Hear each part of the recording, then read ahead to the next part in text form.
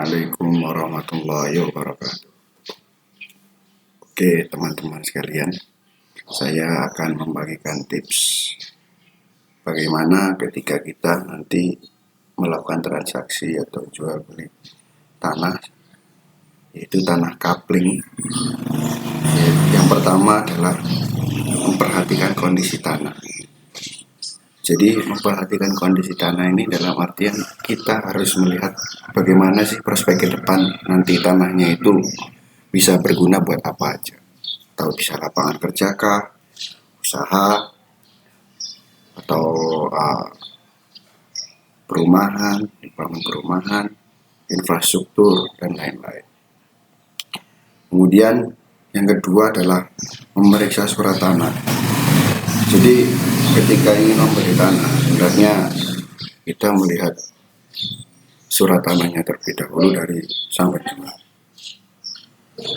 Jadi tanah apapun itulah, bukan hanya tanah kapling.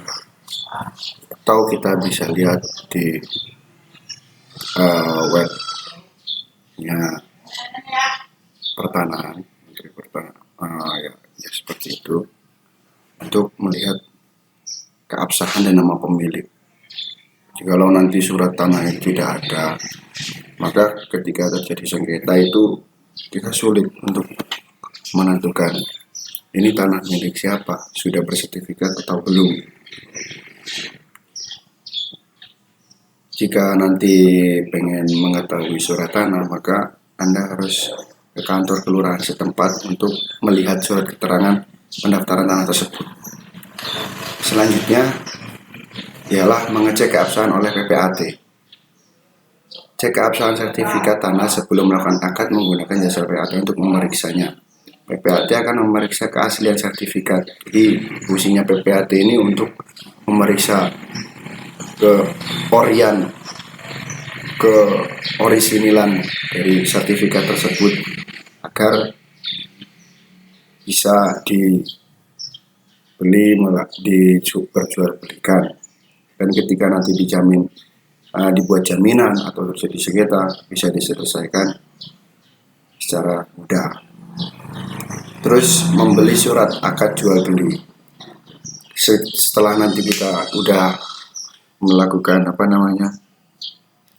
melihat surat tanah, kita melihat akte jual belinya, akad jual beli oleh PPAT. Pada umumnya pembuatan surat ini beberapa syarat, yaitu pembayaran PBB, pajak bumi bangunan, sertifikat tanah, IMB, izin bangunan, dan balik nama sertifikat.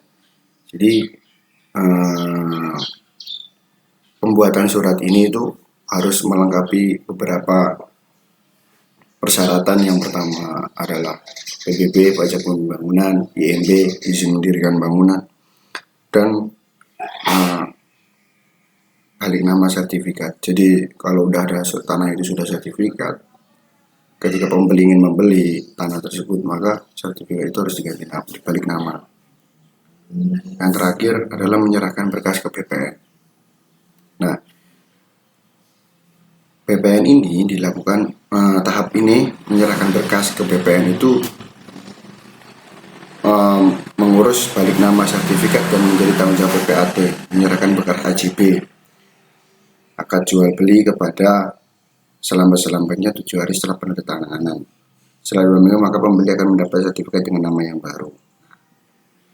Berkasnya tadi ketika sudah memenuhi syarat maka diserahkan ke PPN untuk diurus lebih lanjut mengenai balik nama surat dan lain-lain. Mungkin sekian dari kami. Ini adalah tugas mata kuliah agraria. Mohon maaf sebesar-besarnya jika bila ada kesalahan. Allahul muwaffiq ila aqwamit thoriq. Wassalamualaikum warahmatullahi wabarakatuh.